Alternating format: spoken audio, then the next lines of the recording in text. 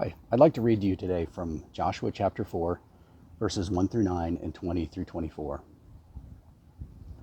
When all the nation had finished passing over the Jordan, Yahweh said to Joshua, "Take 12 men from the people, from each tribe a man, and command them, saying, Take 12 stones from here out of the midst of the Jordan, from the very place where the priest's feet stood firmly, and bring them over with you and lay them down in the place where you lodge tonight." Then Joshua called the 12 men from the people of Israel, whom he had appointed, a man from each tribe. And Joshua said to them, "Pass on before the ark of Yahweh your God into the midst of the Jordan, and take up each of you a stone upon his shoulder, according to the number of the tribes of the people of Israel, that this may be a sign among you, when your children ask in time to come, What do these stones mean to you? Then you shall tell them that the waters of the Jordan were cut off before the ark of the covenant of Yahweh. When it passed over the Jordan, the waters of the Jordan were cut off. So these stones shall be to the people of Israel a memorial forever." And the people of Israel did just as Joshua commanded, and took up 12 stones out of the midst of the Jordan,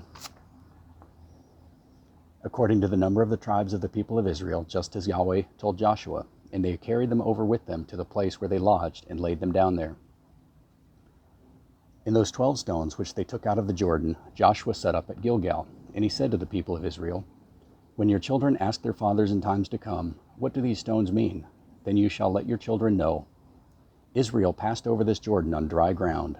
For Yahweh your God dried up the waters of the Jordan for you until you passed over, as Yahweh your God did to the Red Sea, which he dried up for us until we passed over, so that all the peoples of the earth may know that the hand of Yahweh is mighty, that you may fear Yahweh your God forever."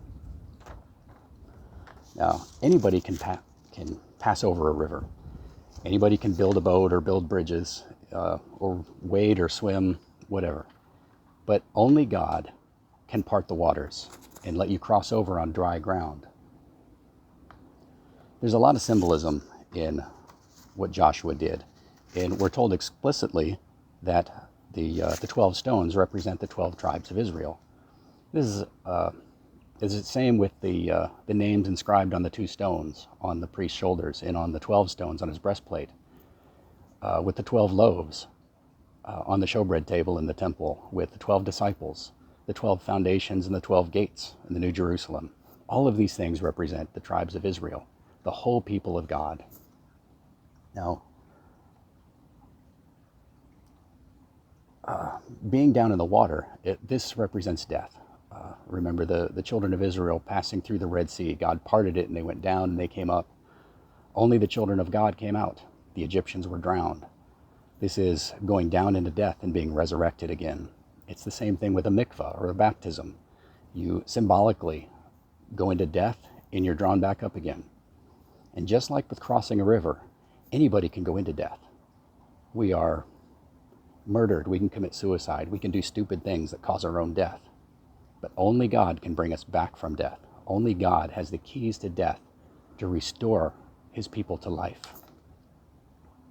Our Creator is the master of both life and death. And, everyone fears death at some level. It's a universal fear, and many people will say that they don't really fear it. But at some level, everybody does, I think. But we ought to fear God more, because God has control over even death.